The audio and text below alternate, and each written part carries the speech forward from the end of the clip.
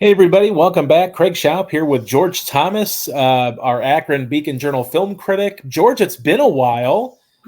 Almost thought maybe you might have forgotten about me, but we have finally come back together here to talk some streaming tonight. How are you doing? Well, I'm fine. Wait a minute. I forgot about you. Okay. All I'm right. easily forgettable, George. You can play that any way you want it. Okay. All right. Well, I'm always glad to talk movies, streaming, pop culture with you, and we are going to talk a little bit here tonight about some streaming options. I know you and I have been very critical of Netflix over the years, but you do have something new to review, and it's The Gentleman, a Guy Ritchie project, not to be confused with the Guy Ritchie movie project, which is called The Ministry of Ungentlemanly Warfare, which, okay, is a mouthful of a title, but they're not related projects, but tell us a little bit about the series that is on Netflix right now. But the gentleman is related to the movie. The gentleman, Okay. uh, which was written and directed by Guy Ritchie. I don't know how closely intertwined they are, but the series so far is proving downright entertaining. And I'm embarrassed because this one snuck under my radar. I'm Okay. generally a Guy Ritchie fan. This series debuted some point last month, Hmm. and my wife and I were at home. It was Saturday night. We're sitting around.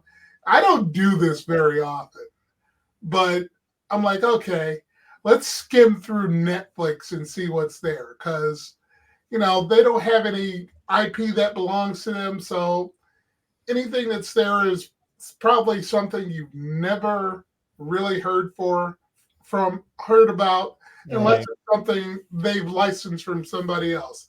So I clicked on it, saw Guy Ritchie, a couple episodes directed by him, written by. I'm like, okay, interesting premise. A British. I don't know if you're royalty, if you're a duke, or you're just an aristocrat, but somebody of that social standing in the UK has to endure the father of his death, or the death of his father. Um, he comes home. He leapfrogs his older brother in the succession plans in the will, to where he's the patriarch and gets the title in the family. His older brother is older brother is named Freddie. Just a complete and utter. You wish he was dead. Seriously, wish he was dead. He's that scummy. Not because he's necessarily malevolent or mean, just because he's one of those privileged idiots you see and who's taking advantage of his situation. In this case, that's money. Well, he's got to deal with Freddie, and he has to deal with tying up the loose ends of the estate. This big palatial British manor in the countryside on 15,000 acres. It's just a small little thing, right? Right. Soon discovers Daddy was in the weed business with some British mobster, Okay. and Daddy was making upwards of £5 million per year, allowing his land to be used to cultivate marijuana. And in a situation like that comes a criminal element. And it allows Guy Ritchie, who knows nothing about the criminal element in entertainment at all, have some fun. You've got this aristocrat having to deal with how to navigate his world, the criminal world, and an idiot brother. And Guy Ritchie just takes it and brings us along for the ride and has fun with it. I mean, there are plenty of unsavory characters. There are some great performances. There's some comedic moments. It's there's stuff that'll make you will remind you of Lock, Stock, and Two Smoking Barrels or Snatch. It's Hmm. early Guy Ritchie when he really burst on the scene, and it's kind of a throwback. And maybe given his output in recent years, it's something he needed to give back to his roots. You know Yeah. what I mean? But Yeah. so far, I'm enjoying the heck out of it, and I'm 3 episodes in. We'll Okay. see if it maintains the tone, the quality, and everything there is to like about it. Yeah, you bring up an interesting point. I am not a big Guy Ritchie fan, but I do like Lock, Stock, and Two Smoking Barrels. I was a little closer to recommendation on a movie like Snatch, but really, especially lately, very uneven filmmaking career. So it's nice to see though that maybe he's found his roots again here as he ventures away from the live action Aladdin movies and maybe does something a little bit more in his wheelhouse. But I yeah, don't I have to admit, I'm not really a big Guy Ritchie fan. I don't think Disney's interested in this one. No, And no. based on everything I've seen, no, no, no, no, no. But he does have Aladdin 2 in pre-production though, so I mean it Oh seems man, as though they're gonna go down to that well again, and I don't know. you had to share that with me, I really? did. Yeah, I did. Yeah, Wow. look, I mean, Guy Ritchie's he's got a certain style to him, and I do think like you said, he's in his wheelhouse in that crime genre. This sounds like it's a little bit more of a throwback for him, so that's maybe piques my interest a little bit more than if you're just talking about Guy Ritchie's making another stylish crime drama or you know a movie that may or may not seem like a that was just released with the Ministry of Ungentlemanly Warfare seems like a Inglorious Bastards kind of knockoff, if you will, based on the trailers and everything. So it's good to hear that there's some options there, and maybe this will be a nice jump start to reinvigorating his career a little bit, and maybe he'll bow out of Aladdin too. No, he won't because the paycheck probably will clear. So he's too smart for that. Well, you can only hope that he goes back to where he was when he started out.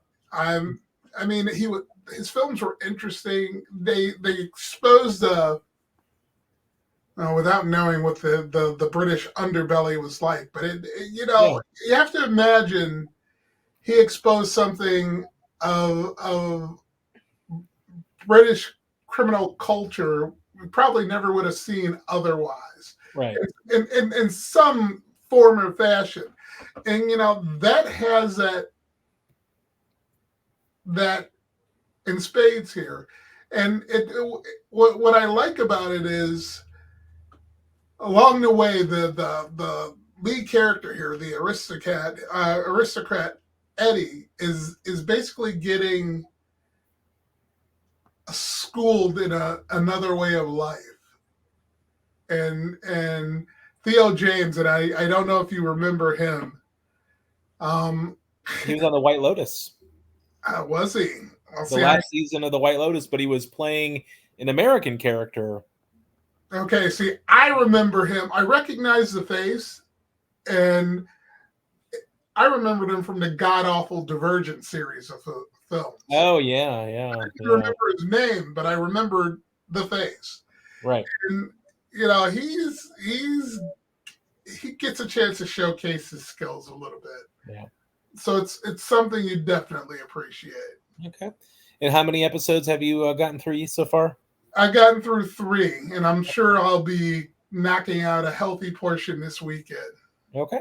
All right. Well, sounds like people should at least give it a try. Another series, Apple TV Plus, Sugar.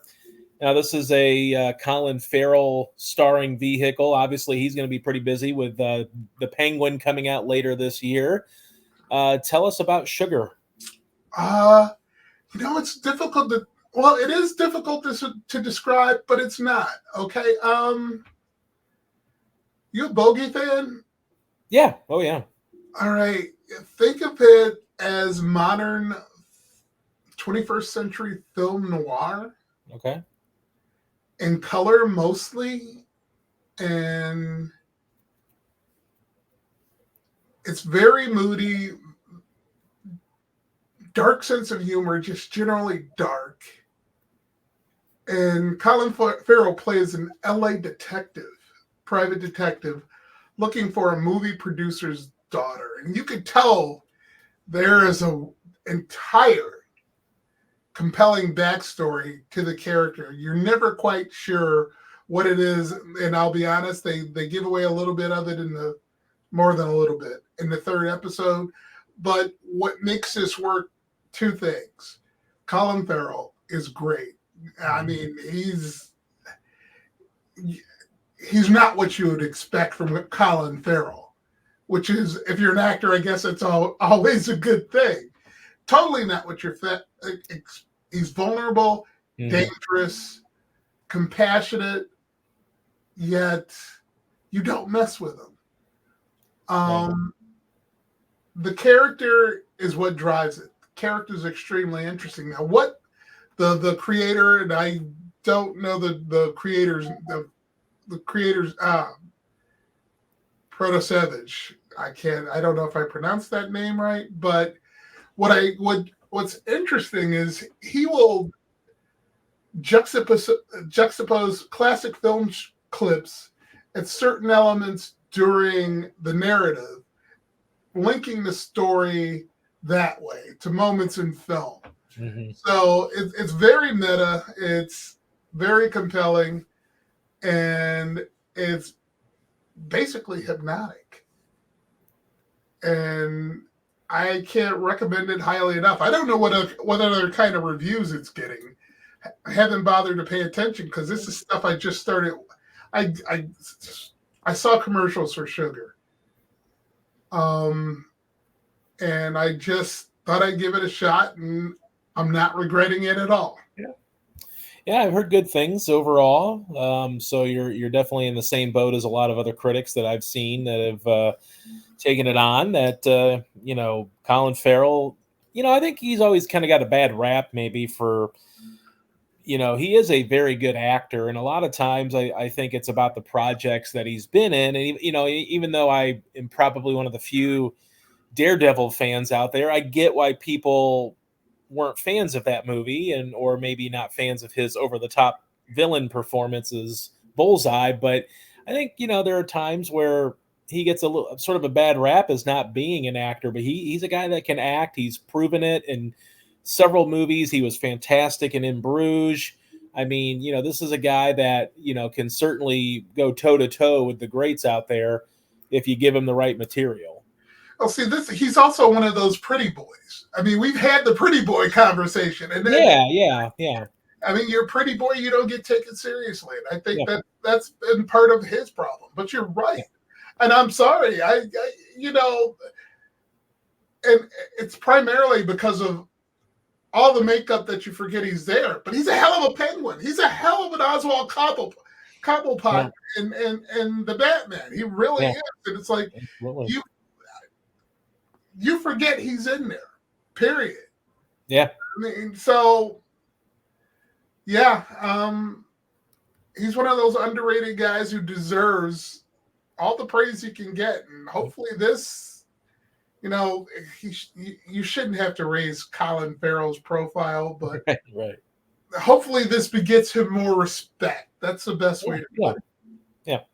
Well, and of course, he did have the Oscar nomination for The Banshees of Inisherin, but yeah, I think that, this is a guy, especially too, as I don't want to say he's aged out of his pretty boy, whatever, but, this is a guy that's showing his age a little bit more, and he's taking on roles like the Penguin, where he's not afraid to get into a fat suit, get the makeup on, and look not at all like Colin Farrell, so he can play this, mid-level Gotham gangster and do it so well that he gets himself a spinoff, for Max, at some point this year. So, it's good to see him getting some of these roles, and I think he's definitely proving time and time again that he can take on. He takes on he's sort of a risk taker, though. He's not one of your classic like the Matthew McConaughey types where he does like a million rom-coms.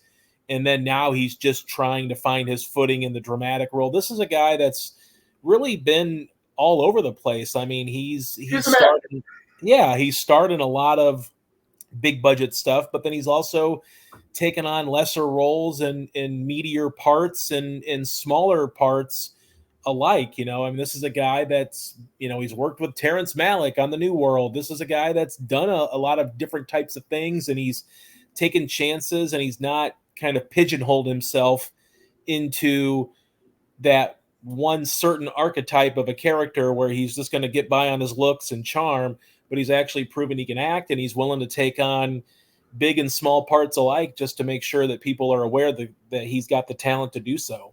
Oh, absolutely. And yeah, I in this particular series, and normally you see him in these tougher guy roles. Even the Penguin is a tough guy. Right, yeah. John Sugar, it's sort of a departure simply because that vulnerability is there. And he shows it.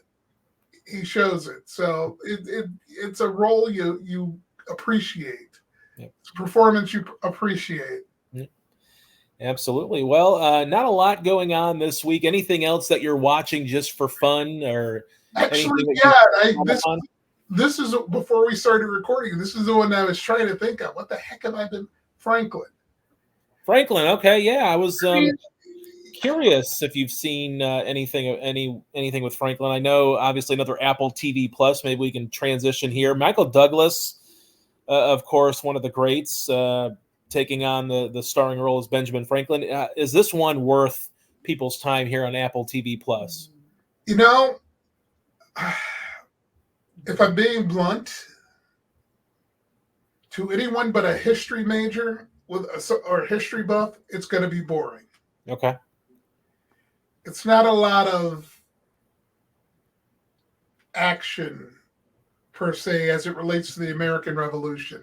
Okay. This may as well be called Franklin in France because it's about his years serving as ambassador to France and the politics and manipulations behind getting France to support the American colonies in the Revolutionary War.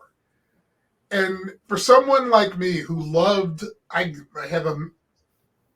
history was my second major, who loved history, it's fascinating to watch this. And and as I'm watching, I'm keying these names into Google just to refresh my memory and try to differentiate between fact and fiction. And a lot of what is happening on the screen is accurate, legitimate. And that makes it all the more compelling. Michael Douglas is like, as you said, one of the greats. He's having fun with the role. Yeah. He's enjoying playing the part. Whether other people want to come along for a ride remains to be seen. He's an executive producer. My guess is this was, one of those, I don't want to call it a vanity projects, but it's one of those things where it's like, I'm going to do this simply because I'm Michael freaking Douglas and I want to do this. And that's fine. That's great. Good for people like me. General audience, I don't know. It looks gorgeous. Mm-hmm. They put some money into it. Production values are great. I'm enjoying the performances of Michael Douglas's performances. Noah Jupe's performance as his grandson, Temple Franklin, and a host of British and French actors, who I'm assuming are French actors who are comprising his supporting cast. So absolutely worth some time if you enjoy history. Okay. All right. Sounds good. What's on the horizon? Anything as we get closer to May? We have more summer releases on coming down the pipe, but what's on the horizon here for you? It's you and I discussed this too. It's weird now. I mean, why are we still recovering from a pandemic? Well, we also had I think the writer's strike probably. Yeah. I think this year was sort of derailed because of the writer's strike and the actor's strike, where you had a lot of production stops last year that are either just now picking back up, or things that were maybe on the horizon maybe got delayed because of it. So I do wonder if this year is going to be one of those years where it might be a thin year for movies, and it might be a thin year at the Oscars next year. And I think that, because there's not a lot of great directors that have projects coming out either, which is another concern. So I don't know. It could be a lean year, George. Yeah, here's what I know. I'm frustrated as all hell. The next thing on the horizon for me is probably Challengers. Yeah. Beyond that, it's slim pickings until we get to May, and then you're looking at stuff like Kingdom of the Planet of the Apes. I am interested in Fall Guy. And you know what? Oddly enough, I'm interested in that. I think that's going to surprise a few people. I think so, yeah. But see, I want to give you some perspective on something. Yeah. Again, showing my age and how long I've been doing this.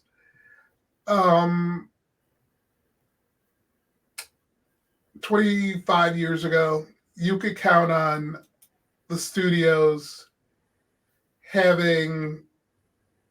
each studio having 6 to 10 summer releases. Okay. Mm-hmm. I've got studios this summer major studios where there's just one summer release. Yeah. And I think that's the situation for a while. And that's Do you think that has more to do with maybe studios not wanting to take big chances and risks, or is it the pandemic, the writers and actors strikes? I mean, do you think it's more of, or a little bit of both? I mean, I think it's the strikes, recovering from the pandemic, and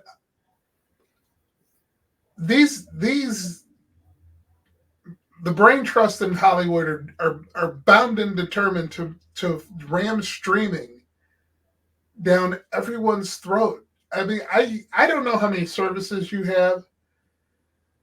I've got them all, and I hardly watch them. And a couple I'm thinking about just out and out chucking, because I don't use them. And right now I have access to this stuff for free. A lot of it for review purposes, but even like I said, with the gentleman, that's a fluke for me. Just looking for something to watch. I don't know if a lot of people do it differently, and they're proactively going on a streaming service and looking for something new. That's just not me. And it seems to me they're bound and determined to ensure or make their streaming services profitable. Now, see, that's all well and good, but I'll be honest with you, the past few weekends, most weekend nights, I haven't been going to a streaming service. Mm-hmm. Like I said, Netflix last weekend was an anomaly for me. You know what I'm doing? I have 800 Blu-ray movies. Yeah.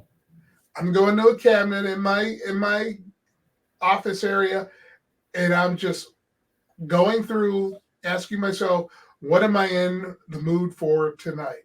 Yeah. Because there have been a couple times when I've been lazy and I didn't want to do that, and I'm like, what's a movie I want to watch? What's a movie I want to watch? And I find something I want to watch, and I went to go stream it, mm-hmm. only to discover that it wasn't available. But there it is in my movie collection. Right, yeah. So it's like, screw this. I'm just going to go to my movie collection from now on. But that's what they want. It's all about streaming, tracing that buck, and it's like, I think we've reached critical mass where people are just going to, it's not even about churn anymore. There's going to be a thinning of the herd, I think. Yeah. Well, didn't it seem like studio these streamers, especially even the newer comers like Amazon and Apple, that were kind of maybe gearing up for more theatrical, where they wanted to reinvest into theatrical distribution, and it seemed like at this point, the streaming wars is kind of like just holding on to whoever you can hold on to, because you keep producing these big budget, like my wife and I are watching Ahsoka right now on Disney Plus, and it's the kind of show that probably costs a couple $100 million to produce, and you wonder, like, is that moving the needle on people coming to Disney Plus? Um, I don't know about Ahsoka. I think that's too in the weeds for Yeah, casual it's Star a Wars fan fans. servicey Star Wars fan kind of show. Yeah. Now, Obi-Wan, I think that may have moved the needle. Okay. I Well, think Andor definitely moved the needle. okay. Well, Simply and they're because even talking about, like Disney Plus is even talking about putting their free channel, the on fast channel fast. Yeah. stuff And on at some point, because they're trying to figure out ways to, you know, get that buck that they're losing out on. Because I mean, I don't know that you're really, and I think it's been sort of proven, because you've seen streaming services scale back now on original content, because if they're putting in a lot of time, effort, and money into these, especially Disney Plus, who's making, action, shows with visual effects that are going to cost a lot of money and things like that, that, you're really not making your money back, because you'd have to get X amount of subscribers in order to get that to work and make sense. And remember back when you and I started doing this, what did I told you the economics never made sense for streaming given the budgets necessary to produce the kind of entertainment that people want to see. Yeah. The numbers never made sense. And Yeah. I don't think they ever will unless there's a sudden population boom. Yeah, well, yeah. I mean, they'd be better off. I think you're better off either saying, okay, well, if we want Ahsoka in some form or whatever, then let's make a mid-level or a decent budget Ahsoka movie or something, and hope that that can be a winner. Or the alternative, and I think this was even mentioned at the Oscars by one of the winners, make these smaller, less expensive movies and hope that one of them hits, because if one of them does hit, you're going to make your money back, and your studios are going to be in the black and not the red moving forward at the end of your fiscal year. You're in there's better opportunities, I think, because you just never know what's going to be a hit at the movie theater. But sometimes, I know Christopher Nolan made the movie and there was a lot of fanfare, but who expected Oppenheimer to make almost $1 billion? I would have given Oppenheimer, sure. I would have gone 250 on that. So would I. Yeah, exactly. Yeah, It you're right. seemed like it was a 3-hour movie. Yes, the reviews were great, but the reviews are not going to sugarcoat it and say, "Oh, hey, this is a big action epic. It's worth your 3 hours of time." It was worth our 3 hours of time, but it was worth it in a talky sense. It was a talky 3-hour movie, and it still made so much money. So, you would think after successes like Barbie and Oppenheimer last year that maybe studios would say, yeah, we might have to spend $100 million, because there's no such thing as like a mid-level budget movie anymore. But the opportunities for greatness, and Warner Brothers had to have had a great year last year, because Barbie made a lot of money. Wonka made a lot of money at the end of the year for them. So, Warner Brothers has to be excited about their recommitment to, going back to theatrical. But, and Dune 2 has made a lot of money for them. And I'm sure that they're, banking on more money to be made this year with, I think they have the M. Night Shyamalan movie in August. That's probably one of those middle level, $70 million budget movies that they can hopefully capitalize on. So I don't know, I just feel like, why are streamers trying to throw it down our throats when their parent companies that are basically these big film industry distributors know that they're probably going to be more successful if you have an Oppenheimer come out for NBC Universal to make that money that you really see the butts are in the seats, as opposed to, hey, I hope that people are watching and subscribing to our streaming service. I've been doing this for close to 30 years. If I knew how the average film executive or television executive's mind worked, I'd be retired and rich by now. and they do a lot of things that just baffle the mind. My guess is because they can. Yeah. I mean, look at I forget the executive's name who basically pronounced theatrical dead when he started running Max, and look at where we are right now.